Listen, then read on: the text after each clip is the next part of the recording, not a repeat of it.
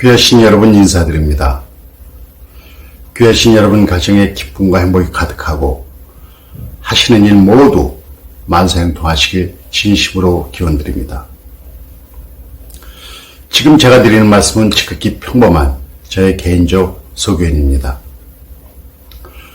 우리나라 한국과 중국을 조용히 비교해 볼 때 중국이 부러운 게 하나 있다면 그것은 바로 현직 국가 최고 지도자가 전직 국가 최고 지도자를 극진히 존중하고 예우를 다하는 정치 문화, 이것이 아닐까 저는 생각합니다. 잘 아시는 대로 71년 전 1949년 10월 1일 이날은 중화인민공화국 건국일입니다.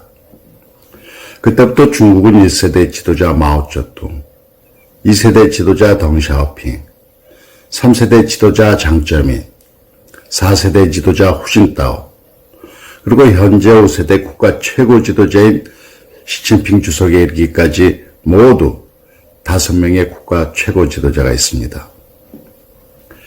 1년 전 2019년 10월 1일 중국에선 중화인민공화국 건국 70주년을 기념하는 성대한 행사가 베이징 천안문 광장에서 있었습니다.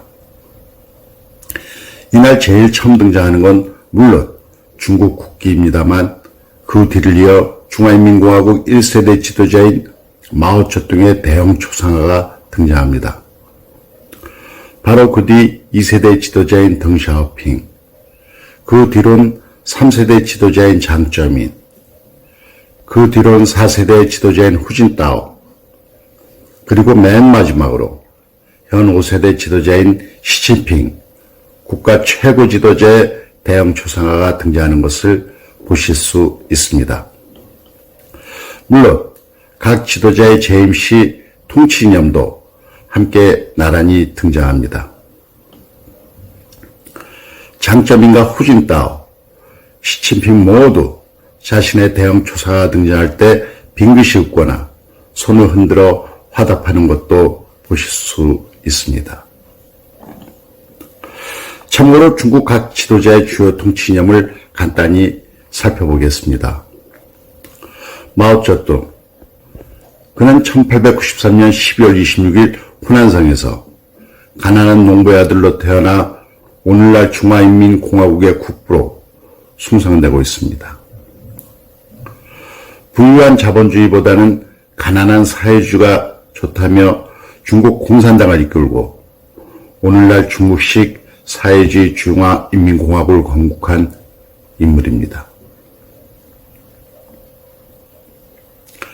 덩샤오핑, 그는 1904년 8월 22일 스촨성에서 태어났습니다. 덩샤오핑은 검은 고양이든 흰 고양이든 쥐만 잘 잡으면 된다는 흑묘 백묘론 정치 철학으로 가난한 중국을 부유한 세계 최강대국으로 비약시킨 인물입니다. 가난한 것은 사회주의가 아니라며 모택동 사상에 수정을 가한 실용주의자로서 남순 강화 등을 통해 중국의 개혁개방을 성공적으로 이루어냈고 다 같이 굶주리고 가난하게 사는 것보다는 누군가는 먼저 부자가 되어야 한다는 선불론을 주창한 인물입니다. 장쩌민, 1926년 8월 17일 장수성에서 태어난 그는 올해 95세입니다. 그의 통치 이념은 3개 대표론으로 그 내용은 중국 공산당이 자본과 지식인 그리고 광대한 인민인 노동자 농민의 근본 이익을 대표해야 한다는 주장으로서 오늘날 중국 헌법 전문의 그의 통치 이념이 중국의 지도 이념 중 하나로 공식 표기되어 있습니다. 후진타오, 1942년 12월 21일 장수성에서 태어난 그는 올해 79세입니다. 그의 통치 이념은 급격한 중국의 고도 성장을 통해서 노출된 사회적 불안과 경제적 불평등을 극복하기 위해 인간과 사회가 조화를 이루어 지속 가능한 발전을 추구한다는 것입니다. 이를 통해서 모든 사람이 잘 사는 사회를 만든다는 것, 그의 통치 이념은 화해사회론 또는 조화사회론이라 명명되었으며 이것 또한 현재 중국 헌법 전문에 명시되어 있습니다.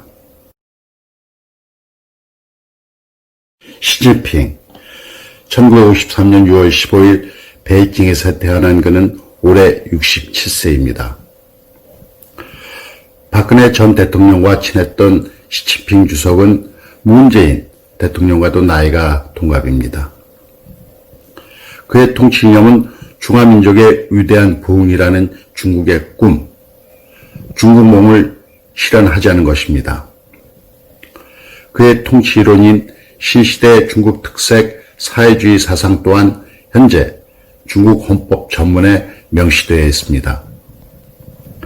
지금의 중국을 이해하기 위해선 시진핑 주석의 4대 이론을 꼭 참고해야 한다고 생각합니다.